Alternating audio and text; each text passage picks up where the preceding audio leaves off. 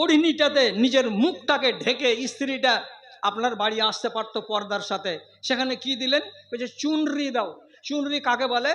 এরকম সাইজের, এদিকেও 2 হাত এদিকেও 2 হাত, 4 কোনা একটা লাল কাপড় মাথায় চাপিয়ে দিল। আমাদের দেশে গায়ের মুসলিমেরা নিজেদের বেটিকে দেয়, মুখের আর লোমগুলো পর্যন্ত গুনা যাবে চুনরির বাহির থেকে, টিকলি বোঝা যাবে, রং বোঝা যাবে, এত পাতলা প্যান্ট পেনে একটা কাপড় মাথায় চাপিয়ে রাখে। এই চুনরি মাথায় দিয়ে বউটাকে বারান্দাতে বসিয়ে রেখেছে। এবার মোহগুলের বন্ধুরা কইছে, হ্যাঁ বন্ধু, বউ দেখাবি না নাকি? মুখ দেখানি আমরা যে দিব। ও মুখ দেখানি দিবে তো চলো। বাড়ির ভিতরে গেল, আর বউটার কাছে খাড়ো হলো, চেহারাটা দেখলো, গলার ফাঁকাটা দেখলো, হাতের বাহুটা সম্পূর্ণ খোলা দেখলো, রংটা সাদা না কালো দেখলো, সব কিছু তার দেখলো, এবং কোখাতে কাপড় নেই, সে কোখা দেখলো, প্যাট দেখলো, এতগুলো দেখলো। দেখার পরে 200টা টাকা দিয়ে চলে এলো। দেখলো কে? একটা মদখোর। দেখলো কে? একটা সুদখোর। দেখলো কে? একটা তিরাঙ্গা আর গুটখাখোর। এরকম বেনামাজি, এরকম ফাসেক, এরকম ফাজের 20টা লোক আপনার বউটাকে দেখে বাড়ির ভিতরে গিয়ে। তাহলে আপনি যদি আপনার এই এত সুন্দর বিবিটাকে যদি চোরকে আর ছ্যাঁচড়কে আর লম্পটকে আর মাগিবাজকে আর সুদখোরকে আর মদখোরকে দেখাবেন, তাহলে আপনার মতো পোড়া কপালের লোক দুনিয়াতে কে আছে? প্রথম দিনই আপনার স্ত্রীকে আপনি ট্রেনিং দিয়ে দিলেন। কি বলে ট্রেনিং দিলেন? বন্ধু এগুলো রে, যদি কোনো দিন আসে তো খবরদার সম্মান করবি। আর এক একগুলো বড় লোক বাড়িতে কি হয়েছে, 4টা করে বন্ধুকে নিয়ে আসছে, আর বিবিকে বলছে চা নিয়ে এসো। চা বানিয়ে বিস্কিট নিয়ে বন্ধুদের সামনে কয়েছে বেড়ে দাও, কাপে ঢেলে দাও। তো তোমার এগুলা কোন বাপের বেটা হলো যে এর সামনে বউটাকে আসতে হবে আর কাপে চা ঢেলে দিতে হবে আজনাবিদের সামনে? তোমার স্ত্রী আসবে কেন? তুমি ড্রাইভার এমনই খাবিসের খাবিস যে তোমার পাক স্ত্রীটাকে গোড়া থেকেই নাপাক করে দিয়েছো।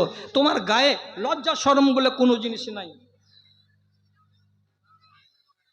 স্ত্রী যদি একটু বেহায়া হয়, গোড়া থেকেই যদি আপনি গরম দেখান, তাহলে পরে আপনার স্ত্রী সাবধান। ওরে, আমি এমন পুরুষ পেয়েছি যে আমার পুরুষ অইসলামী কাজকে বরদাস্ত করবে না, আগেই সাবধান হবে। আর আপনি যদি এইরকম লম্পট মিজাজের লোক হন, তাহলে আপনার বাড়িওয়ালি আপনি যেটা মোবাইল দিয়েছেন ওই মোবাইলটাকে খুলে আপনার চোখের সামনে বসে বসে হোয়াটসঅ্যাপ খুলে দেওয়ার পরে বন্ধুদের সাথে চ্যাটিং করবে।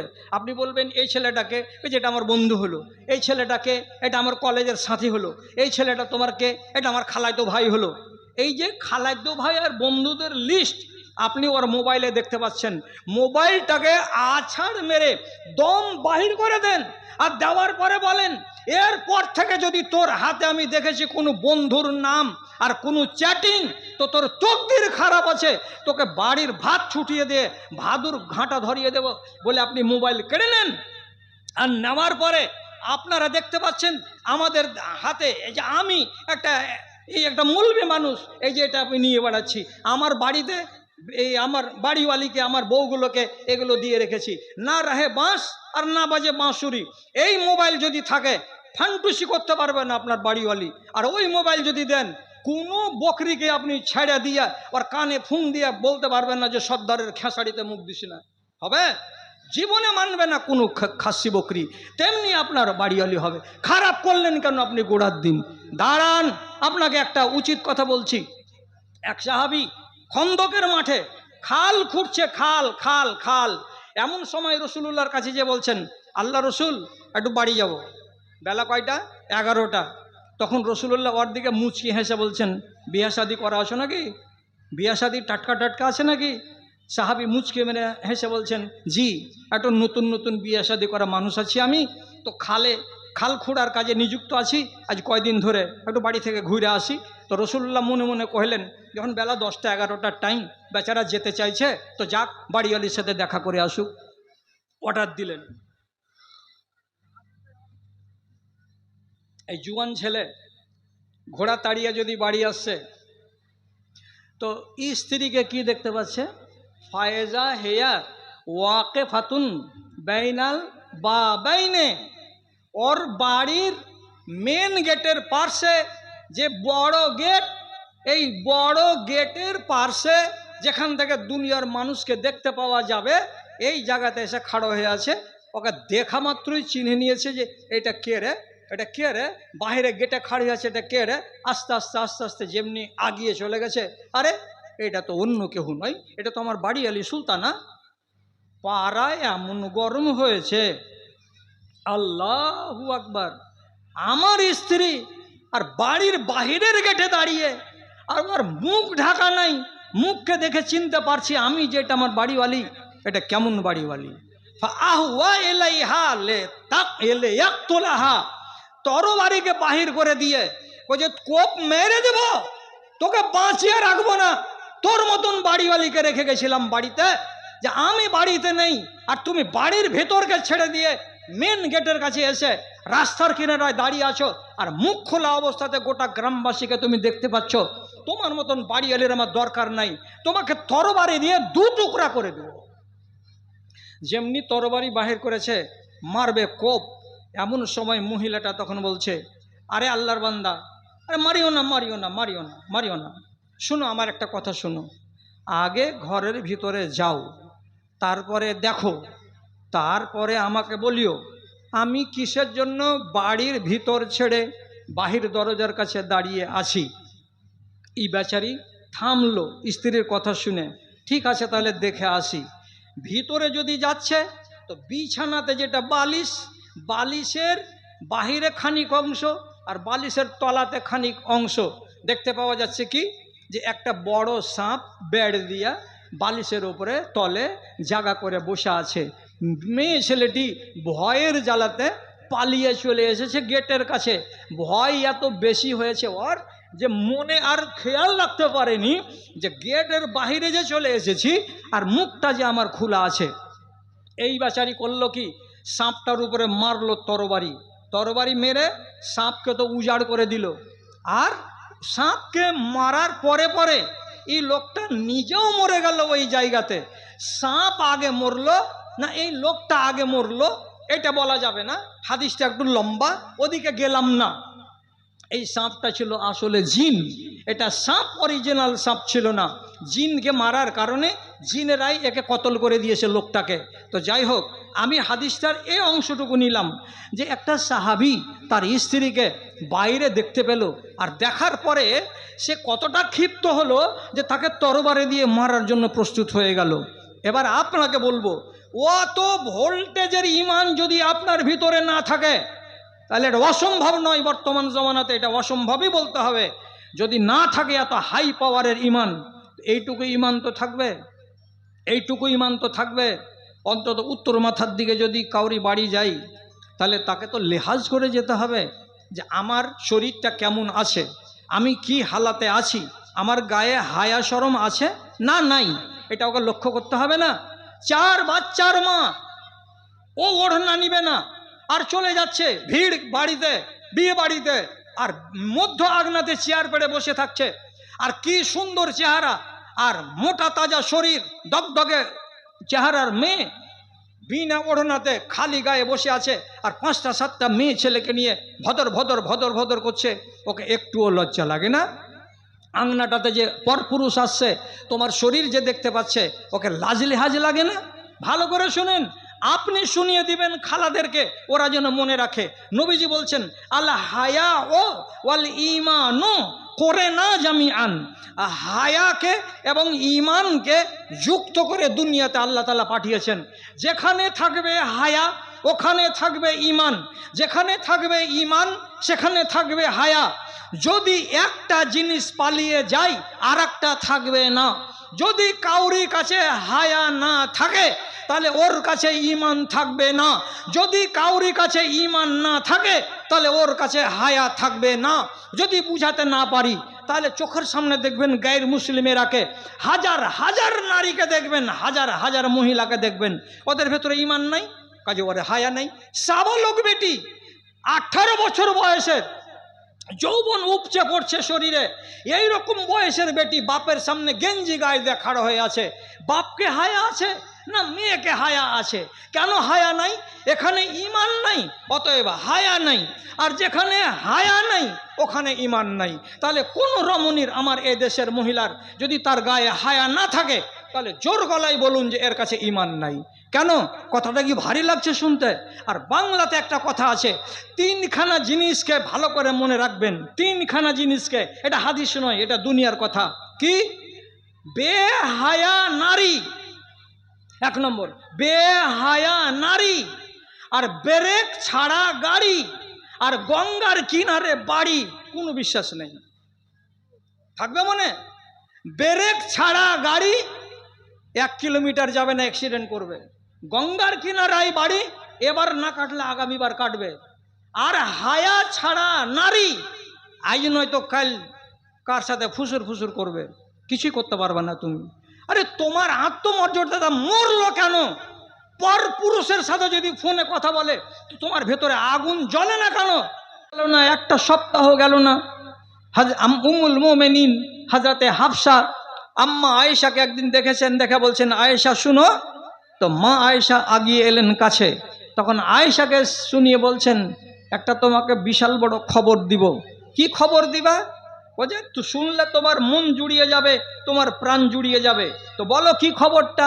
তখন হযরতে হাফসা রাদিয়াল্লাহু তাআলা আনহা বললেন যে আল্লাহ পাকের নবী বিদায় হয়ে যাওয়ার পর ইসলামী রাষ্ট্রের কর্ণধার হবেন তোমার আব্বা আবু বকর সিদ্দিক।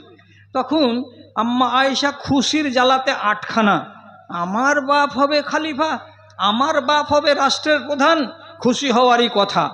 তিনি আবার কি করলেন, যখন তার পালা এলো, আর রাসূলুল্লাহ যখন মা আয়েশার বাড়িতে এসেছেন, রাতের বেলায় ঘুমাচ্ছেন, তখন আম্মা আয়েশা নবীজিকে মিঠা ভাষাতে বলছেন, আল্লাহ পাকের রাসূল, আমার বাপ তো খুব নরম দিলের ইনসান, একটুকাতেই তার চোখ দিয়ে পানি ঝরে।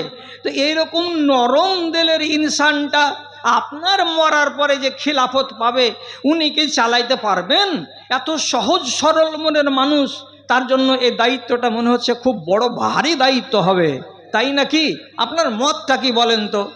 রাসূলুল্লাহ বলছেন, আমার মরার পরে তোমার বাপ খলিফা হবে কি হবে না, এটাই তো আগে ঠিক করো, তারপরে কথা বলতে যাই যে তোমার বাপ চালাতে পারবে কি পারবে না।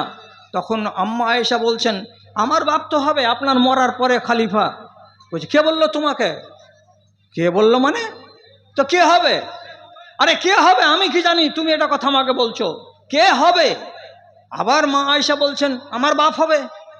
আরে তোমার বাপ হবে তো কেমন করে হবে? তখন কথাটা থামতে না পেরে বলছে, আপনি বলেছেন যে আমার বাপ হবে। বলছে, আমি তোমাকে বলেছি? বলছে, না। তো কাকে বলেছি? বেচারি আর রাখতে পারল না কথাটা। কে বলেছে তোমাকে? তো বলছে, আমাকে বলেছে হযরতে হাফসা রাদিয়াল্লাহু তাআলা আনহা। যখন হাফসার নাম নিয়ে নিলেন আম্মা আয়েশা, তখন রাসূলুল্লাহ বলছেন, ওরে আল্লাহ, আমি আমার বিবিকে আজ 7 দিন আগে বলেছি এই সংবাদ, আর দিয়ে তাকে আমি সাবধান করে দিয়েছি যে এই কথা যেন বাইরে না যায়। তো আমার স্ত্রী আমার কথা যদি না রাখে, তাহলে এর মতন স্ত্রীকে যদি আমি শায়েস্তা না করি, তাহলে আমি কেমন পুরুষের পুরুষ? এইটাকে আল্লাহ রাব্বুল আলামিন কোরআন মাজিদে দিয়ে দিয়েছেন। ফালাম্মা আসাররান নবী ইলা বাযি আজওয়াজিহি হাদিসা, যখন রাসূলুল্লাহ কানে কানে বললেন একটা স্ত্রীকে, আর এই ভেদটাকে স্ত্রী রাখতে পারলো না, তখন নবী করিম সাল্লাল্লাহু আলাইহি সাল্লাম হাঁটতে হাঁটতে এসে হযরতে হাফসাকে বলছে, তোমাকে 1 তালাক দিলাম হাফসা, তুমি আমার বিবি থেকে আজকে থেকে খারিজ হয়ে গেলে। একটা তালাক, 90 দিন বিবি থাকবে, তথাপি রাসূলুল্লাহ তাকে তালাক দিলেন। আর তালাক না দিতে গেলেও, ফিরিয়ে না নিতে গেলে স্ত্রীর তালাক মানে আলাদা হয়ে গেল। তালাক পড়ে যাওয়া কি 4টিখানি কথা? যখন তালাক পড়ে গেল হযরতে হাফসার উপরে, আম্মা হাফসা চোখের পানি ঝরিয়ে লাল লাল চোখ করে দিয়ে নিদকে হারাম করে দিলেন, খানাকে বন্ধ করে দিলেন। হায় আল্লাহ, দুনিয়ার মানুষ আমাকে বলে উম্মুল মুমিনিন, আমি মুসলমানদের মুমিনিনদের মা, কিয়ামতের দিন আমি হাসরের ময়দানে উঠব, আমি রাসূলুল্লাহর বাড়িওয়ালি, তাহলে এটা আমার গৌরবের বিষয়। আর আজকে আমাকে আমার স্বামী তালাক দিলেন, তাহলে আমি তো উম্মুল মুমিনিন আর নই, এটা তো কঠিন ব্যাপার হয়ে গেল। চিন্তা করে করে করে করে 2টা দিন কাটলো। ইতিমধ্যেই আসমান থেকে আল্লাহ রাব্বুল আলামিন জিবরিলকে পাঠালেন, দিয়ে বললেন, হে জিবরিল, আমার নবীকে গিয়ে বলে দাও, যা আমি বলে পাঠাচ্ছি সেটা তুমি বলে দাও। জিবরিল আমিন এলেন, আর আশা করে নবীজিকে সালাম জানিয়ে বলছেন, রাজি হাফসাতা, ফাইন্নাহা সাওয়ামাতুন ওয়া কাওয়ামা, আপনি হাফসাকে এক্ষুনি ফেরত করে নেন, দেরি করিয়েন না, এক্ষুনি যান। পরশুদিন তালাক দিয়েছেন, আজকেই তাকে রুজু করে নেন, ফেরত করে নেন। কেন করে নেব? ফাইন্নাহা সাওয়ামা ফাইন্নাহা কাওয়ামা, যেহেতু হাফসার একটা ভুল হয়েছে এটা ঠিক কথা, কিন্তু তিনি হলেন অধিক নফল রোজা পালনকারী মহিলা এবং তিনি হলেন রাতের বেলায় জাগরণকারী অধিক আবেদা মহিলা, কাজে তার গুণ আছে, এই গুণটার ভেতর থেকেই তাকে পছন্দ করে নিতে হবে। আর একটা ভুলের কারণে তাকে বিবি থেকে বাদ দেওয়া যাবে না। আল্লাহ পাকের নবী 3 দিন পরে নিজের বিবিকে ফিরিয়ে নিলেন, বিবি বিবি হয়ে গেল, স্বামী স্বামী হয়ে গেল। আর থেকে জীবনে আর আসে কোনো ফাটল রইল না। দুনিয়ার মুসলমানের জন্য শিক্ষা হয়ে গেল, দুনিয়ার নারীদের জন্য শিক্ষা হয়ে গেল। স্ত্রী যদি নাফরমান হয়, স্বামীর পাওয়ার আছে তাকে তালাক দিয়ে দেবে। আর স্ত্রী যদি নাফরমান হয় তো তাকে ফার্মাবারদারি আগে শিখাতে হবে, না শিখতে গেলে তাকে ছেড়ে দেওয়াটা পাপের কোনো কারণ নয়। জি, কথাটা কি শিখলাম? আপনার স্ত্রী যদি ফার্মাবারদার না হয় তাহলে এমন ফার্মাবারদার স্ত্রীকে আপনি পুষবেন আর আপনি কিছু শাসন চালাতে পারবেন না, তো পরের কারণে জাহান্নামে যাবেন কেন? স্ত্রীর কারণে আপনি জাহান্নামে যাবেন কেন? আরে নমাজ পড়েননি জাহান্নামে গেছেন, তো আপনার গায়ে বিষ লাগবে না? নমাজ পড়িনি তো জাহান্নামে গেছি, রোজা করিনি তো জাহান্নামে গেছি। আপনার এদিককার আমল ঠিক আছে আর আপনি বিবিকে সায়স্তা করতে পারেননি, বাড়িতে বসে রেখেছেন ফাজেরা স্ত্রীকে, বেহায়া স্ত্রীকে, বেপর্দা স্ত্রীকে, যে স্ত্রী ঠিকঠাক করে ইবাদত করে না, শরিয়তের আইন কানুনকে মেনে চলতে পারে না, আর তাকে নিয়ে আপনি ঘর সংসার করছেন। এর মানেটা কি? আপনি হলেন দাইয়ুস। আর দাইয়ুস ব্যক্তির কপালে একদম মাঝখানে সিল মারা থাকবে কিয়ামতের দিন। কি? এই লোকটা দাইয়ুস, আর দাইয়ুসকে আল্লাহ তাআলা জান্নাত দেবেন না।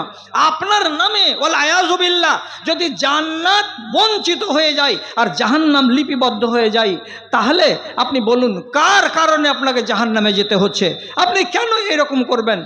আপনাকে বলি না যে সারিতে সারিতে আপনারা কার্বনার লোক দেন তালাক, যত তালাক দিতে আছে গোটা গাঁকে আপনি আজড় করে দেন। আমি ও কথা বলি না, আমি বলছি গোড়া থেকেই মেশিনটাকে চালাতে শিখেন। যে মেশিনটার কোনো এক জায়গাতে আপত্তি আছে চট করে স্ক্রু দিয়ে নাটটাকে কষে দেন। কোনো জায়গাতে আওয়াজ করছে একটু মোবল দিয়ে দেন, আওয়াজটা বন্ধ করে দেন। তাহলে গোড়া থেকেই আপনি মিস্ত্রি হয়ে যদি থাকেন তাহলে তো স্ত্রীটা খারাপ হবে না। আর আপনি যদি ছাড় দিয়ে দেন তাহলে ওই স্ত্রীটা তো খারাপ হবে। জি, আগে থেকে যদি কেউ খারাপ গাড়ি কিনে আনে তো সেটা তো আলাদা কথা। তো খারাপ গাড়ি তো কিনতেও তো রসুল নিষেধ করেছেন যে খবরদার খারাপ গাড়ি কিনবে না, ওকে দেখতে হবে যে ওর ভিতরে দিন ধর্ম আছে কিনা। চলুন আর একটা কথা বলি আপনাকে। আল্লাহ পাকের নবী বলছেন আপনার বাড়িতে 250 মণ ধান ঢুকেছে, আমি বলবো আপনি ধনী মানুষ, আপনারা বলবেন সবাই যে ধনী মানুষ। আপনার একটা দুটা গাড়ি আছে যেটা ট্রাক রোডে চলে, লোকেরা বলবে এই লোকটা ধনী। তো ধনীর মানটা কি? টাকা হয়ে গেলে, গাড়ি হয়ে গেলে, বাড়ি হয়ে গেলে এই মানুষটাকে ধনী বলা যায়? তো রাসূলুল্লাহ বলছেন যে যার কাছে 3টা জিনিস আছে, যে বাড়িতে 3টা জিনিস পাওয়া যাবে, তো সেই 3টা জিনিস আপনার কাছে যদি থাকে তাহলে আপনি ধনী। আর 3টা জিনিসের ভেতরে যদি কোনো একটা না থাকে তাহলে আপনাকে ধনী বলা যাবে না। কেমন ধনী? কি কি বলছে? কালবুন শাকেরুন, আপনার অন্তরটা শুকরগুজার। এবার ভুট্টা পড়ে গেছে ওই ঝড়ের দিন, আর ওই ঝড়ের দিন আমি ছিলাম লাভাতে, প্যান্ডেল খসে পড়ে গেল আমার উপরে, ভিজা জ্বর, 3 দিন টানলাম, এখনো হালকা হালকা জ্বর আছে। তো যাই হোক, আপনার যদি শুকরগুজারি থাকে যে 20 বিঘা ভুট্টাতে এইবার আমার কি হলো, মাত্র 200 মণ হলো, গত বছর 400 মণ হয়েছিল, তারপরে যদি আপনি বলেন আলহামদুলিল্লাহ আল্লাহ যা দিয়েছেন খুব দিয়েছেন, তাহলে এটা হলো কালবুন শাকেরুন, শুকরগুজার অন্তর। আর কি? লেসানুন জাকেরুন, আপনার জুবানটা সব সময় জিকিরে ব্যস্ত থাকে, ভিজা থাকে জুবানটা। কেমন? মাঝে মাঝে আপনি বলেন আস্তাগফিরুল্লাহ, মাঝে মাঝে আপনার মুখ থেকে বের হয় সুবহানাল্লাহ, মাঝে মাঝে আপনার মুখ থেকে বের হয় আলহামদুলিল্লাহ। তো আপনার মুখ দিয়ে যদি জিকির বের হতে থাকে যখন তখন দুপুরে, সাঁঝে, সকালে, বিকালে, তাহলে এই একটা হলো ভালো গুণ। আর তারপরে নবীজি বলছেন জাওজাতুন সলেহাতুন, আপনার বাড়িতে আছে একটা সুন্দরী সলেহা মহিলা, তাহলে যার কাছে ফার্মাবারদার বাড়িওয়ালি আছে, আর যার কাছে শুকুরগুজার অন্তর আছে, আর যার জোবানটা আল্লাহর জিকিরে ভিজে থাকে, এই তিনটা জিনিস যদি থাকে তাহলে আপনাকে বলা হলো কি, আপনি হলেন একজন ধনী মানুষ, আপনি একজন সুখী মানুষ। মাত্তানাজাল আব্দ, কোনো একটা বান্দা এর থেকে বড় সম্পদ কেউ জড়ো করতে পারেনি। যার কাছে এই তিনটা সম্পদ আছে, এটাই হলো বেশি বড় সম্পদশালী। আবার এই সলেহা মেয়ে ছেলেটির গুণ বর্ণনা করতে গিয়ে আল্লাহ রাব্বুল আলামিনের নবী বলছেন, তুইনুহা আলা আমরে দীনহা ওয়া দুনিয়াহা। কোনটা মেয়ে ছেলেকে সলেহা বলা যাবে? যেই মেয়ে ছেলেটি আপনাকে সাহায্য করবে আপনার দিনের ব্যাপারে, আর যেই মহিলা আপনাকে সাহায্য করবে আপনার দুনিয়ার ব্যাপারে। তাহলে দুনিয়া চালাতে গিয়ে আপনার স্ত্রী আপনাকে বুদ্ধি দিতে পারে, এবং ধর্মের বিষয়ে আপনাকে আপনার স্ত্রী সুবুদ্ধি দিতে পারে। এই রকম জ্ঞানবান মহিলা যার বাড়িতে আছে, সেই মহিলাটাই হচ্ছে জাওজায়ে সলেহা। তাছাড়া তাকে জাওজায়ে সলেহা বলা যাবে না। আপনি বলবেন, দুনিয়ার বিষয়ে আমার স্ত্রী আমাকে কি মশওয়ারা দিবে?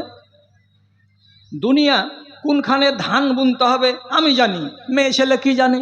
কোনখানে ভুট্টা লাগাতে হবে আমি জানি, ও কি জানে? আরে বাবা, সবই কি আপনি জানেন?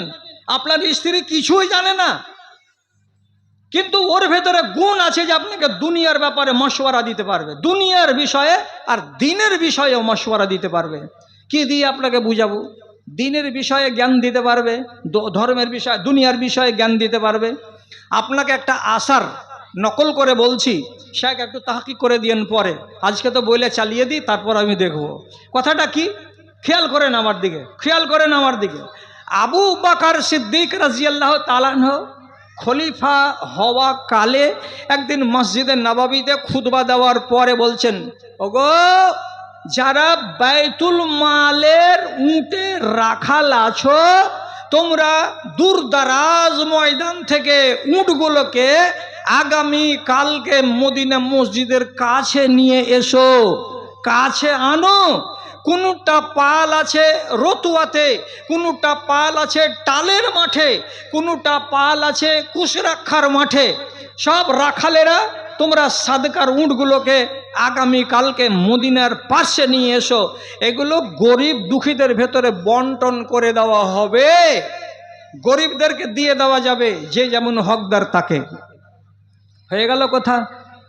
সন্ধ্যাবেলায় জুমার নমাজ পড়ে এক সাহাবী বাড়ি এলেন।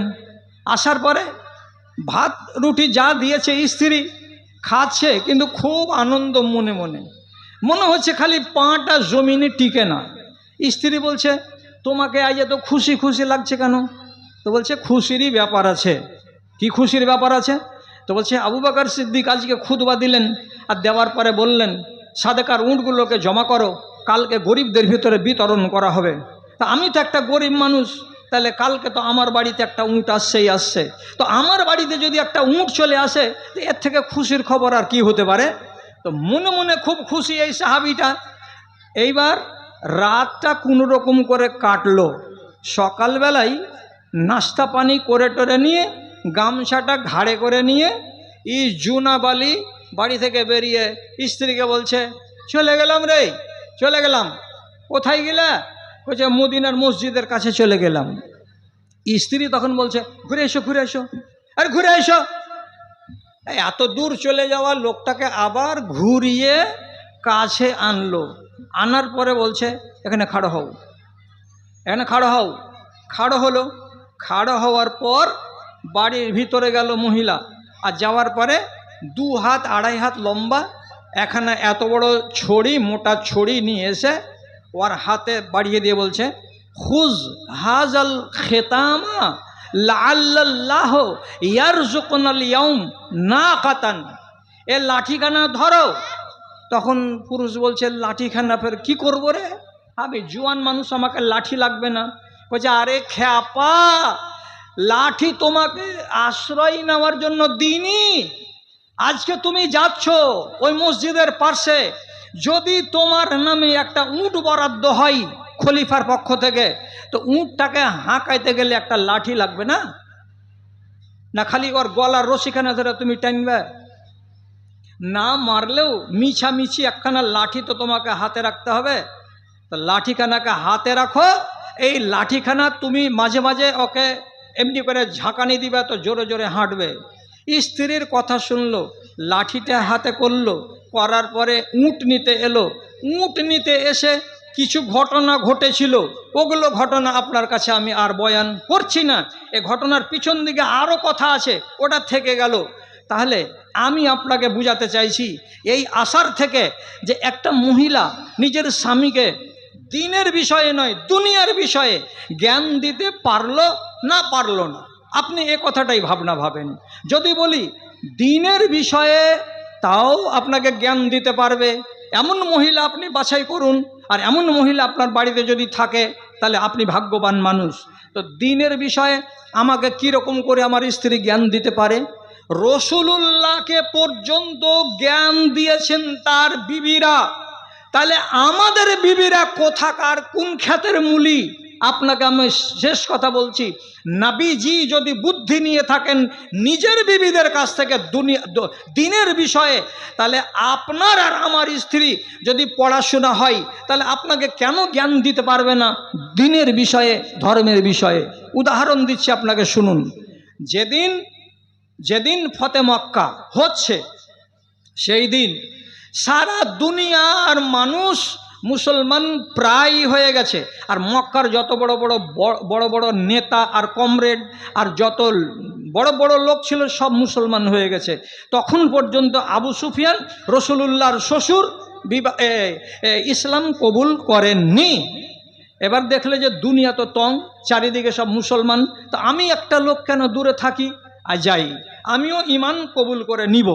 এইবার 7-5 ভাবনা করে বাড়ি থেকে আরেকটা লোককে সাথে নিলেন, আর নেওয়ার পরে হাঁটতে হাঁটতে চলে গেলেন হুদাইবিয়ার মাঠে, যেখানে রসুলুল্লাহ খিমা লাগিয়ে অবস্থান করছিলেন। সেই দিন রসুলুল্লাহর সাথে তার বিবি ছিলেন উম্মে সালমা রাজিয়াল্লাহু তাআলা আনহা।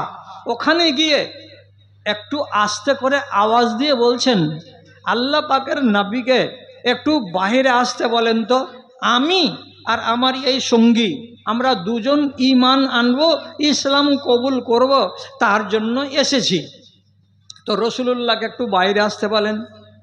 রসুলুল্লাহকে গিয়ে উম্মে সালমা বললেন যে আবু সুফিয়ান এসেছে আর ওর সাথে আরেকটা লোক এসেছে, এরা দুজন ইসলাম কবুল করবে, তার জন্য আপনাকে বাইরে ডাকছে, তো আপনি বেরিয়ে যান। রসুলুল্লাহ ঘরের ভেতরে রাগের জ্বালাতে বলছেন, রাগ থামতে না পেরে, কেন? আরে তুমি শ্বশুর যে, উম্মে হাবিবার বাপ তুমি, আর উম্মে হাবিবা আজকে থেকে আমার বাড়িওয়ালি। হ্যাঁ, তুমি শ্বশুর হয়ে আজ পর্যন্ত 21 বছর হয়ে গেল ইসলামের দুনিয়াতে আসা, আর তুমি মুসলমান হও না, আর সারা দুনিয়ার লোক মুসলমান হলো, আর তুমি কত জ্বালা যন্ত্রণা দিয়েছো আমাকে আর আমার সাহাবীরাকে। রসুলুল্লাহর মিজাজ পেকে আছে কার উপরে? আবু সুফিয়ানের উপরে। তখন তিনি উম্মে সালমাকে ঘরের ভিতরে বসে বসে বলছেন, বাইরে যাও, আর যাওয়ার পরে খবর দিয়ে দাও, লা হাজাতা লি ইলা ইসলামিহি।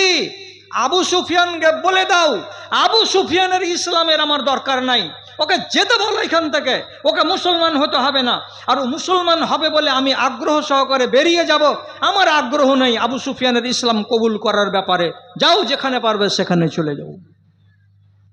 যখন রসুলুল্লাহ এরকম ঝাড়ানি দিলেন, বাইরে এসে শুনতে পেল কি, এরা দুজন যে রসুলুল্লাহ বলছেন আমার ইসলামের দরকার নেই।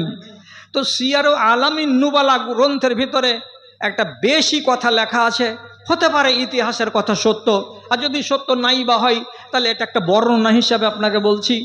আবু সুফিয়ান মায়ুস হয়ে যাওয়ার পরে বলছেন, যদি আজকে রসুলুল্লাহর হাতে ঈমান আনতে না পারি তাহলে পারে আমি আর আমার সাথী এবং আমার একটা বেটা আছে তাকে ডাকবো, আর ডেকে আমরা বাড়ি থেকে বেরিয়ে চলে যাব। কোন দিকে যাব? কোনো উদ্দেশ্য নেই, উদ্দেশ্যহীনভাবে চলে যাব। যতদিন পর্যন্ত মৌত না আসবে অতদিন পর্যন্ত দাঁড়ে দাঁড়ে দাঁড়ে দাঁড়ে দাঁড়ে দাঁড়ে মুসাফিরের মতো ঘুরে বেড়াবো, বাড়ি আর ফিরে আসবো না। কেন আসবো না? আমি কপাল পোড়া লোক, আমার ইসলাম রসুল্লাহ পছন্দ করেননি, তা আমার মতো হতভাগা লোক বাড়িতে কেন থাকবে? আমি দেশান্তরী হয়ে ঘুরে বেড়াবো অভাগা মানুষের মতো হয়ে। এ কথা বলে যখন তিনি মনস্থ করেছেন এইটা, ইতিমধ্যেই রাসূলুল্লাহকে বলছেন, এইবার কে? তার স্ত্রী উম্মে সালমা। কি বলছেন? আপনি যাকে তাড়িয়ে দিলেন তোমার ইসলামের আমার দরকার নেই। তারপরে তখন বলছেন, এইবার আপনি যাকে এইভাবে তাড়িয়ে দিলেন, এই কথাটা কি আপনার মাথাতে আছে? ফাইন্নাহু সাহারাকে ও ইবনু আম্মকে। এটা তো সাধারণ মানুষ নয়, এটা তো আপনার শ্বশুর হলো এক, আর এটা তো আপনার চাচাতো ভাই হলো দুই। দুই রকমের সম্পর্ক আছে আপনার আবু সুফিয়ানের সাথে। মক্কার জীবনে একসাথে আপনারা উঠা বসা করেছেন। আপনার শ্বশুর হলো উম্মে হাবিবার বাপ, একটা রিশতা, আর আরেকটা রিশতা হলো চাচাতো ভাই। তো দুইটা রিশতা যে লোকটার সাথে আছে, সেই লোকটাকে বিতাড়িত করে দিচ্ছেন কেন? আপনি হলেন রাহমাতুল্লিল আলামিন, সারা জাহানের জন্য রহমত। তো আবু সুফিয়ানের জন্য আপনি রহমত কেন হবেন না? আপনি তার জন্য জহমত কেন হতে যাচ্ছেন? আপনার এই ফয়সালাটা আমার মতো একটা বেটি ছেলেকে ভালো লাগলো না আল্লাহ পাকের নবী। যখনই এটা কথা বলা, রসুলুল্লাহ এক নিমেষের ভেতরেই নিজের সিদ্ধান্তকে বদলে নিলেন। আর নেওয়ার পরে বলছেন, ডাকো তো ওরা দুজনকে ডাকো তো। আবার দুজনকে ডাকা হলো। রাসূলে কারিম তাদের সামনে এলেন, আর রাসূলুল্লাহর সামনে এসে হাতে হাত রেখে বয়াত করলো আবু সুফিয়ান, আর ইসলাম কবুল করলো। ধন্য হলো তার জীবন। এবার আপনাকে আমি এ ঘটনাটা কেন বললাম? এই জন্য বললাম, এ মশলাটা কিসের ছিল? দ্বীনের ছিল, এটা দুনিয়ার মশলা ছিল না। যদি রাসূলুল্লাহ এভাবে তাকে তাড়িয়েই দিতেন, তো আল্লাহ ভালো জানেন যে এটা কত বড় ভুল হতো রসুলের দ্বারাই, না ভুল হতো না। তো বাহ্যিক দৃষ্টিতে যেটা দেখছি, আমাদের মা উম্মে সালমা যখন বলছেন এটা ঠিক লাগছে না আল্লাহ পাক রসুল ফয়সালা আপনার, তা আসলে তাহলে এটা ফয়সালা ঠিক ছিল না। তাহলে দ্বীনের বিষয়ে মদদ করছে কে? দ্বীনের বিষয়ে তাকে মদদ করছে তার স্ত্রী। তাহলে আপনার স্ত্রীর সম্বন্ধে কি বলা হলো? সলেহা বাড়িওয়ালি কাকে বলে? যেই মেয়ে ছেলেটি আপনাকে আপনার দুনিয়ার বিষয়ে জ্ঞান দিতে পারবে, আর যেই মেয়ে ছেলেটি আপনাকে আপনার ধর্মের বিষয়ে জ্ঞান দিতে পারবে, এটাই হলো জাওজায়ে সলেহা। জানেন, আপনাকে বাস্তব ঘটনা বলছি, বাস্তব সত্য কথা বলছি। গ্রামের নাম বলবো না, শুধু এইটুকু বলছি, কুমেদপুর স্টেশন থেকে দক্ষিণ দিকে গ্রামটা আছে। আমি আজ 4 বছর আগে এক জায়গাতে ওয়াজ করেছিলাম। ওয়াজে কি ছিল আমার বিষয়টা? এই দুনিয়ার পুরুষ আর ওই দুনিয়াতে গিয়ে তার দুনিয়ার স্ত্রীকে নিয়ে এক জায়গাতে ঘর বসতি করতে পারবে কিয়ামতের দিন। আপনারা জানেন এটা কথা? জানেন এই কথাটা? আজকের যেটা আপনার বিবি, এটাকে নিয়ে আপনি জান্নাতে বিবি হিসাবে নিয়ে থাকতে পারবেন, এই কথাটা আমাদের মানুষের ভিতরে শতকরা 90 জন লোক জানে না। আর মেয়েরা তো বলবেই, হুরে ইন যেখানে আছে, এত সুন্দরী সুন্দরী মহিলা, আর এদের মোকাবিলাতে আমার বাড়ি কাঞ্চননগর, আমার তো ঠোঁট চাড়া, আমার চোখ গালা তো গাঁড়া গাঁড়া, আমার গালে তো নাস্তা পড়ে আছে, তো আমার মতো মেয়ে ছেলে এই 70টা হুরে ইনদের মাঝখানে আমার এই স্বামীটাকে আমাকে নিবে? নিবে। আপনি আজকে নিয়াত করুন যে নিবে, আর আপনার স্ত্রী নিয়াত করুক যে আমার স্বামীকে আমি নিব জান্নাতে। কেন? আল্লাহ কোরআনে বলছেন, উদখুলুল জান্নাতা আনতুম ওয়া আজওয়াজুকুম তুহবারুন, তোমরা এবং তোমাদের বিবিরা জান্নাতে যাও। তাহলে আপনার সাথে আপনার বিবি জান্নাতে যেতে পারবে। উপায়টা কি হবে? বিবি হবে জান্নাতি, আমল করে দে, আর আপনি হবেন জান্নাতি, আমল করে দিয়ে। তাহলে দুজনের নসিবে যদি আল্লাহ তাআলা জান্নাত লিখে দেয়, তাহলে সেদিন আপনি যদি বলেন আমার স্ত্রীকে আমি পেতে চাই আখেরাতে, তাহলে আপনি পেয়ে যাবেন। এবার মশলা হলো, দুনিয়ার মেয়ে ছেলের তো রূপ কম আর ওদের রূপ তো বেশি, তো কি হবে? হাদিসে লেখা আছে ইউবাদদিলুল্লাহ খালকাহুন্না বিখালকিন আখার। এই মেয়ে ছেলেগুলোকে আল্লাহ রাব্বুল আলামিন এমন মেশিনে ঢুকাবেন আর এমন করে ওকে মাজায় আর ঘষাই করে ওর বল বিয়ারিংকে আর ওর গালকে, ওর চেহারাকে, ওর শরীরকে, ওর সমস্ত কিছুকে আল্লাহ রাব্বুল আলামিন ওই হুরাইনদের নারীদের মতো করে ঝকঝকে করে দিবেন। তখন আপনি বুঝতে পারবেন না যে এটা কোথাকার, আর আপনি এই দুনিয়ার স্ত্রীকে নিয়ে জান্নাতে বসবাস করতে পারবেন। এটা সহি কথা। এবার আমার ওয়াজের বিষয়টা ছিল কি, একটা হাদিস, এমন একটা মেয়ে ছেলে, নবীজি বলছেন রাহেমাল্লাহু আলা ইমরাতিন, একটা মেয়ে ছেলের উপরে আল্লাহ রাব্বুল আলামিন রহম নাজেল করে। যেই মেয়ে ছেলেটি রাতের বেলায় জাগে আর জাগার পরে অজু বানাই আর অজু বানাবার পরে নফল নামাজ পড়ে আর তার স্বামী একদম জল বড়া সাপের মতো হয়ে ল্যাপ মুড়ি দিয়ে, কম্বল মুড়ি দিয়ে বিছানে ফোঁ ফোঁ করে নাক ডাকে, তাহলে এইরকম যদি পুরুষ হয় আর স্ত্রী যদি নামাজ পড়ে রাতের বেলায়, তাহলে এই স্ত্রীটাই তার স্বামীর কাছে গিয়ে আস্তে আস্তে করে বলবে, হাজির রহিমের বাপ, তুমি কি আমার সাথে জান্নাতে থাকবে না? তুমি যদি জান্নাতে যাও তো তুমি কি আমাকে জান্নাতে নিবে না? তো বলবে যে তোর মতন ভালো স্ত্রীটাকে যদি পাই তো কেন নিব না রে? নিব, তোকে নিব, সাথে করে নিব। তো স্ত্রী ওকে বুঝাবে কি বলে, তুমি যে নামাজ পড়ো না আর আমি যে নামাজ পড়ি, তো আমি পাবো জান্নাত আর তুমি পাবা না জান্নাত। তাহলে তুমি আমার স্বামী কেমন হলে যে আমার হাত ছাড়া হয়ে গেলে? তো আমি নামাজ পড়ছি রাতের বেলায়, তো তুমি কেন নামাজ পড়বা না? যখন এইভাবে জ্ঞান দিতে যাবে এই মহিলা, পুরুষটা যদি না জাগে, তো রসুল্লাহ বলছেন হাতের চুল্লুতে এক চুল্লু পানি নাও আর নামার পরে তোমার ঘুমিয়ে থাকা স্বামীর চোখের সামনে এমনি করে ধরো, টপ টপ টপ টপ করে 4 ফোঁটা পানি যখন ওর 2 চোখে পড়বে, চট করে জেগে যাবে, এমনি করে চোখ কষলাবে। কে রে? যে কে ফের হবে? আমি দুলালির মা কহছি। তো চোখে পানি কেনে দিলি? উঠো নামাজ পড়ো। নামাজ কেনে পড়বে না তুমি? তাহলে একটা স্ত্রীর ভেতরে গুণ আছে, তার বেনমাজ স্বামীকে নমাজ ধরিয়ে দিতে পারবে। যদি এই রকম করে নিজের মতো করে স্ত্রী তার স্বামীকে নমাজি বানিয়ে দিতে পারে, তাহলে এটা হলো দিনদার মহিলা। আর এরই কথা নবীজি বলেছেন রাহিমাল্লাহু ইমরাতান, ওই মহিলার উপরে আল্লাহ রহম করে যে রাতের বেলায় জাগলো, অজু বানালো আর ওর স্বামীকে জাগালো আর তাকেও নমাজ পড়ার জন্য উদ্বুদ্ধ করে দিল। তাহলে একটা মেয়ে ছেলে দিনের কাজে কত দূর এগিয়ে গেল আপনি ভাবতে পারেন। তাহলে এই রকম স্ত্রী আর আপনি এক জায়গাতে জান্নাতে জমা হতে পারবেন। যদি অসম্ভব লাগে তাহলে একটা কথা বলে দিয়ে আপনাকে এদিক থেকে হটিয়ে নিয়ে চলে আসছি। সেটা হলো এই আম্মা আয়েশার সঙ্গে রসুল্লাহ যেদিন প্রথম সোহাগ রাতে গেলেন, প্রথম সোহাগ রাত, কথা বুঝেন, এদিকে তাড়াহুড়া করিয়েন না, মাগরিব হতে অনেক দেরি আছে। সোহাগ রাতে রাসূলুল্লাহ যখন নিজ স্ত্রী হযরত আয়েশার চেহারাটাকে দেখলেন, তো দেখার পরে পরেই নবীজি আনন্দ চিত্তে বললেন, আয়েশা, তোমার চেহারা এর আগে আমি দেখেছি, যেই চেহারা আমি এর আগে দেখেছি, আজকে স্ত্রী হিসাবে তোমাকে নিয়ে আসার পর যা দেখলাম একদম সেম ওই চেহারাই, সেই চেহারা যাকে আমি অনেক দিন আগে দেখেছি। আম্মা আয়েশা বললেন, আবু বকরের বাড়ি আপনি এসেছেন, আমি পর্দার আড়াল থেকে আপনাকে 20 বার দেখেছি, কিন্তু আমি জীবনে কোনোদিন আংনাতে পা দিইনি, আমার চেহারা আমি খুলিনি, আপনি আমাকে দেখেননি নিশ্চিত কথা, আপনি কেন বলছেন যে তোমাকে আমি দেখেছি? রাসূলুল্লাহ বলছেন, না দেখেছি, এবং যে চেহারা দেখেছি ওই চেহারাই এই চেহারা, আজকে তোমাকে সোহাগ রাতে আমি দেখতে পেলাম। মা আয়েশা বলছেন আপনি দেখেননি, আর রাসূলুল্লাহ বলছেন আমি দেখেছি, তো সন্দেহ দূর হবে কি দিয়ে? তখন আল্লাহ পাকের নবী বলছেন, আজকে নয়, যখন আমি মক্কার জীবনে ছিলাম, তখন একদিন আমি কাবার সেহানে বসে আছি, আরাম করছি বসে বসে, এমন সময় আমার কাছে জিবরিল আমিন এলেন।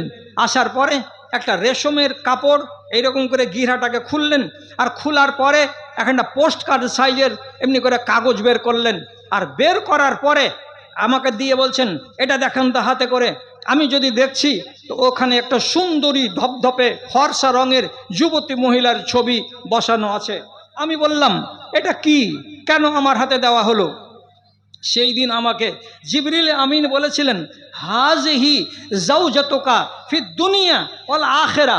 এই যে ফটোটা আপনি দেখতে পাচ্ছেন পোস্টকার্ড সাইজের কাগজটাতে, এইটা হলো আপনার স্ত্রী। এটা দুনিয়াতে আপনার স্ত্রী এবং এইটা আপনার আখিরাতেও স্ত্রী। দুই জায়গাতে আল্লাহ রাব্বুল আলামিন একে আপনার স্ত্রী হিসাবে বানিয়েছেন। তাহলে আপনি চিন্তা করেন রাসূলুল্লাহ বলছেন, আমি দেখেছি তোমাকে মক্কি জীবনে, আর আজকে দেখছি তোমাকে হিজরতের 2য় সালে ওই চেহারায়, সেই চেহারা যাকে আমি দেখেছিলাম মক্কার কাবা শরীফের পাশে বসে বসে। তো আম্মা আয়েশা মেনে নিলেন। হাদিসটা বলার উদ্দেশ্য কি? দুনিয়ার স্ত্রীরা আখিরাতের স্ত্রী হতে পারে। তাহলে যদি জাওজায়ে সলেহা হয় তাহলে আপনি একজন কামিয়াব ইনসান, আর যদি জাওজায়ে সলেহা না হয় আর তাকে নিয়ে যদি আপনি বাধ্য হন তাহলে আপনি হলেন একজন অভাগা মানুষ। আপনি আল্লাহ না করে যে স্ত্রীর কারণে আপনার কপালটা খারাপ হয়। তারপর আপনাকে অন্য প্রসঙ্গ বলে, আপনি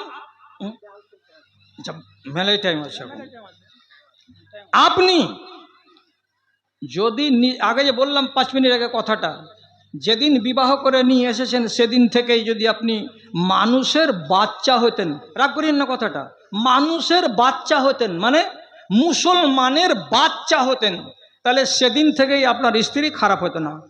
কেন? কারবানার লোককে যেন রাগ না লাগে। আপনি ফের বলিয়েন না যে তোমার গ্রাম বিশনপুরে কি খালি ফেরেস্তা আছে নাকি? না, আমার গ্রামে চোর আর লম্পট আর কত রকমের ডন আছে আপনি জানেন না। ওটা গ্রাম শেরুগোড়ার গ্রাম, ঠিক না বে ঠিক? ঠিক না বে ঠিক? ওটা শেরুগোড়ার গ্রাম। কাজে আমি বলি না যে আমার গ্রামে সব ফেরেস্তা বাস করে। আপনি যেদিন বিয়ে করে নিয়ে আসলেন আপনার স্ত্রীটাকে, ভালো কথা, বিয়ে করে নিয়ে আসার পর একটা হারামি কাজ করছেন সারা দেশের মুসলমান। যেদিন ওয়ালিমার দাওয়াতটাকে আপনারা নাম দিচ্ছেন বউ ভাত। ওয়ালিমার দাওয়াত রসাতলে নাম হলো বউ ভাত। বউ ভাতের নামে আপনি খাওয়াচ্ছেন যেটি কুটুম্ব, ওইটিকে আপনি বিনা পয়সায় খাওয়ালেন। কেন? যে ওর বাড়ি গতকালকে আপনি ধসিয়ে এসেছেন 150 জন বরযাত্রী নিয়ে গিয়ে, যেটা পাক্কা হারামি কাজ। আপনি আজ শোধ করলেন, ওরা এলো 100 জন বিনা পয়সায় খেয়ে নিল, আর আপনার টোলার লোকটি ওয়ালিমার দাওয়াত খাবে আর খেয়ে আপনার এই ছেলেকে আর এই বৌমাটাকে নবদম্পতিকে নেক দুয়া দিবে। তার জন্য হলো ওয়ালিমার দাওয়াত।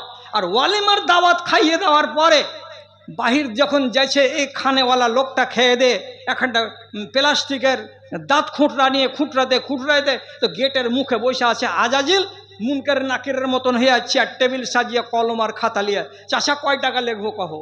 চাষা লাজে পড়ে তখন বলছে 500 টাকা লেখ, 1000 টাকা লেখ। তো কার্বনার এই পাড়ারই লোক আর এই পাড়ারই বিয়ে খেতে এসে আপনার বাড়িতে টাকা দিয়ে বিয়ে খাবে। কোন আলেম বলেছিল ভারতবর্ষের? এটা আমি জানতে পারলাম না। আপনি যদি টাকা দিয়ে খানা খাওয়াবেন, দেখেছিলেন কিসের জন্য আমাকে দাওয়াত দিয়ে? বলতেন যে আমি হোটেল খুলেছি, 23 তারিখের দিন আমার বাড়িতে খেতে এসো, আমার হোটেলের ফি 200 টাকা 300 টাকা করে লাগবে, তাইলে ভালো ছিল। আপনি খাইয়ে দিলেন, দিয়ে 500 টাকা 600 টাকা করে নিয়ে নিলেন। এটা হলো একদম অন্যায় কাজ। এ কাজ থেকে আপনি নিজেকে বিরত করুন।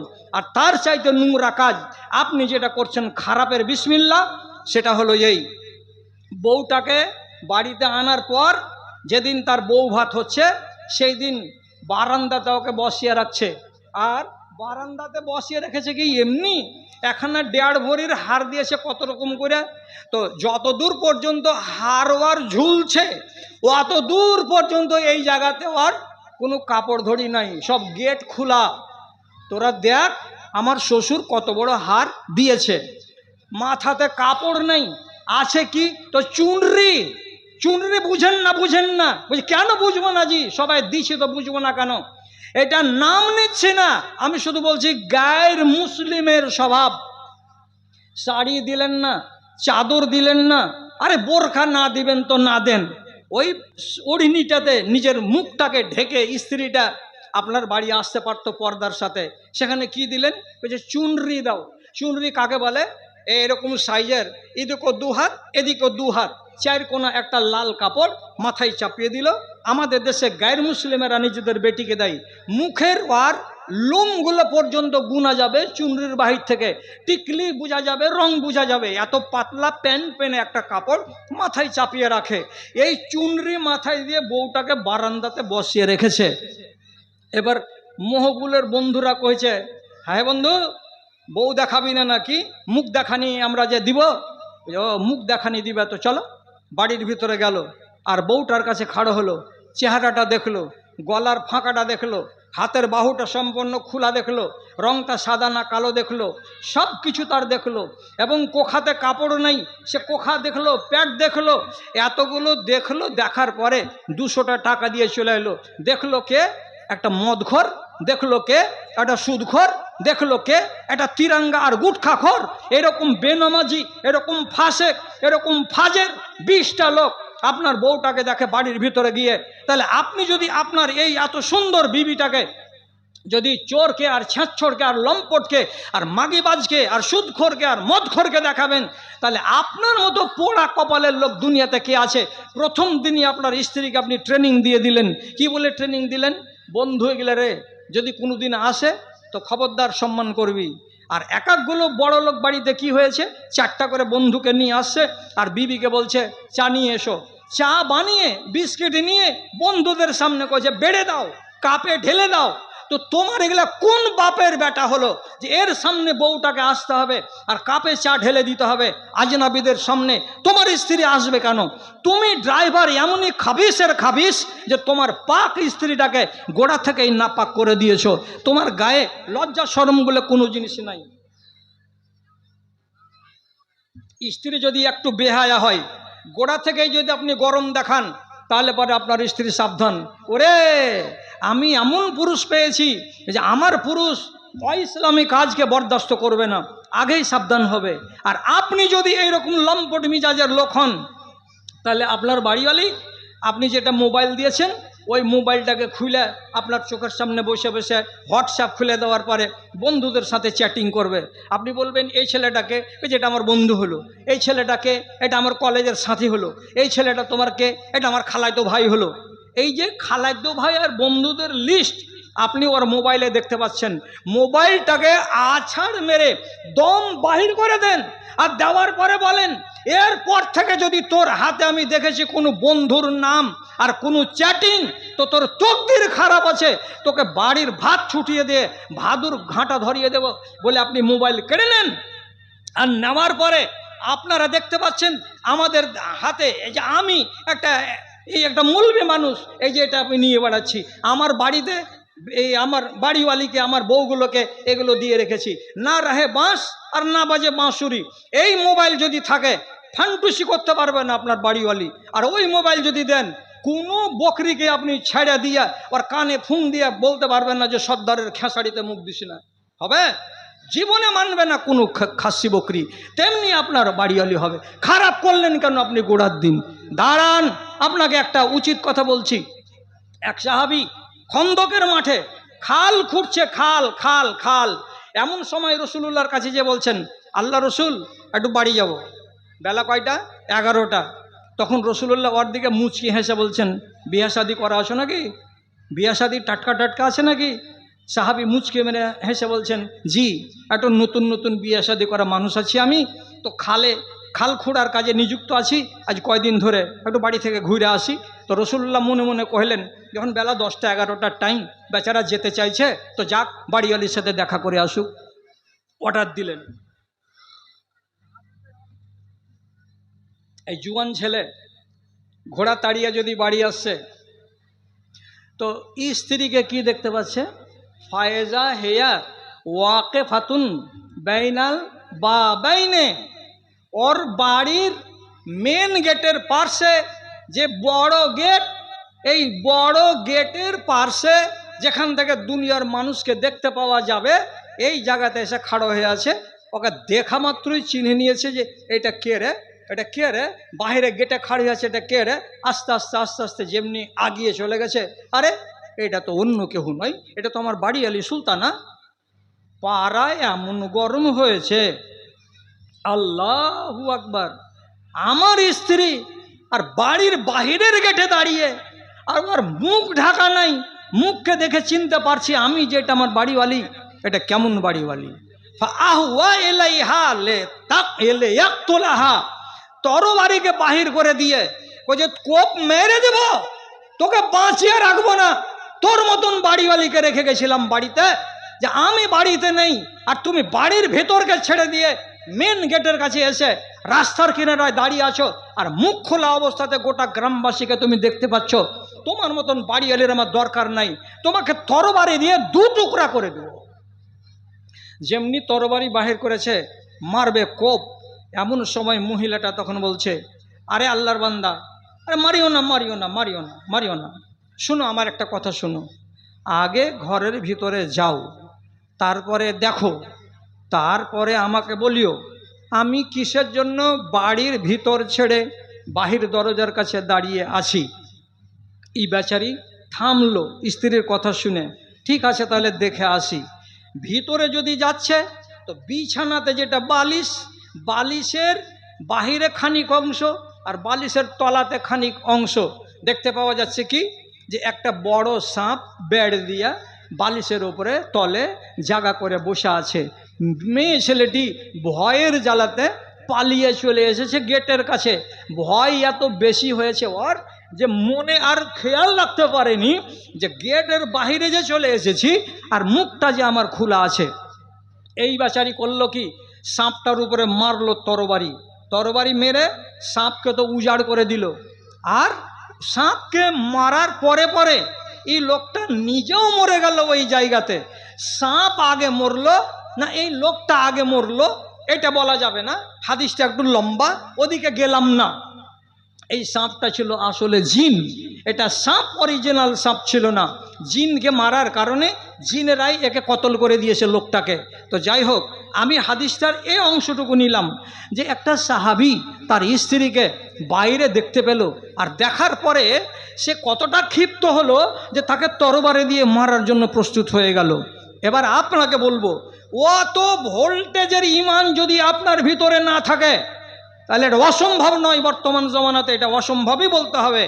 যদি না থাকে এত হাই পাওয়ারের ঈমান, এইটুকু ঈমান তো থাকবে, এইটুকু ঈমান তো থাকবে। অন্তত উত্তর মাথার দিকে যদি কাউরি বাড়ি যাই তাহলে তাকে তো লেহাজ করে যেতে হবে যে আমার শরীরটা কেমন আছে, আমি কি হালাতে আছি, আমার গায়ে হায়া শরম আছে না নাই, এটা ওকে লক্ষ্য করতে হবে না। 4 বাচ্চার মা, ও ওড়না নিবে না আর চলে যাচ্ছে ভিড় বাড়িতে, বিয়ে বাড়িতে, আর মধ্য আগনাতে চেয়ার পেড়ে বসে থাকছে। আর কি সুন্দর চেহারা, আর মোটা তাজা শরীর, দগদগে চেহারার মেয়ে বিনা ওড়নাতে খালি গায়ে বসে আছে, আর 5টা 7টা মেয়ে ছেলেকে নিয়ে ভদর ভদর ভদর ভদর করছে। ওকে একটুও লজ্জা লাগে না?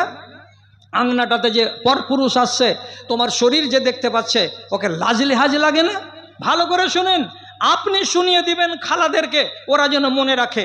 নবীজি বলছেন আল হায়া ও ওয়াল ঈমানু করে না জামিআন, হায়াকে এবং ঈমানকে যুক্ত করে দুনিয়াতে আল্লাহ তাআলা পাঠিয়েছেন। যেখানে থাকবে হায়া ওখানে থাকবে ঈমান, যেখানে থাকবে ঈমান সেখানে থাকবে হায়া।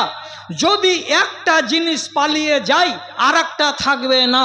যদি কাউরি কাছে হায়া না থাকে তাহলে ওর কাছে ঈমান থাকবে না, যদি কাউরি কাছে ঈমান না থাকে তাহলে ওর কাছে হায়া থাকবে না। যদি বুঝাতে না পারি তাহলে চোখের সামনে দেখবেন গায়ের মুসলিমেরাকে, হাজার হাজার নারীকে দেখবেন, হাজার হাজার মহিলাকে দেখবেন, ওদের ভেতরে ঈমান নাই, কাজে ওর হায়া নাই। সাবলোক বেটি 18 বছর বয়সের, যৌবন উপচে পড়ছে শরীরে, এই রকম বয়সের বেটি বাপের সামনে গেঞ্জি গায়ে দিয়ে খাড়া হয়ে আছে।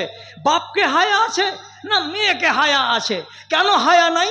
এখানে ঈমান নাই, অতএব হায়া নাই। আর যেখানে হায়া নাই ওখানে ঈমান নাই। তাহলে কোন রমণীর, আমার এ দেশের মহিলার যদি তার গায়ে হায়া না থাকে তাহলে জোর গলায় বলুন যে এর কাছে ঈমান নাই। কেন? কথাটা কি ভারী লাগছে শুনতে? আর বাংলাতে একটা কথা আছে, 3খানা জিনিসকে ভালো করে মনে রাখবেন, 3খানা জিনিসকে, এটা হাদিস নয়, এটা দুনিয়ার কথা। কি? বেহায়া নারী, 1 নম্বর বেহায়া নারী, আর ব্রেক ছাড়া গাড়ি, আর গঙ্গার কিনারে বাড়ি। কোনো বিশ্বাস নেই, থাকবে মনে? ব্রেক ছাড়া গাড়ি 1 কিলোমিটার যাবে না, অ্যাক্সিডেন্ট করবে। গঙ্গার কিনারায় বাড়ি, এবার না কাটলে আগামীবার কাটবে। আর হায়া ছাড়া নারী আজ নয়তো কাল কার সাথে ফুসুর ফুসুর করবে, কিছুই করতে পারবে না তুমি। আরে তোমার আত্মমর্যাদা মরলো কেন? পর পুরুষের সাথে যদি ফোনে কথা বলে তো তোমার ভেতরে আগুন জ্বলে না কেন?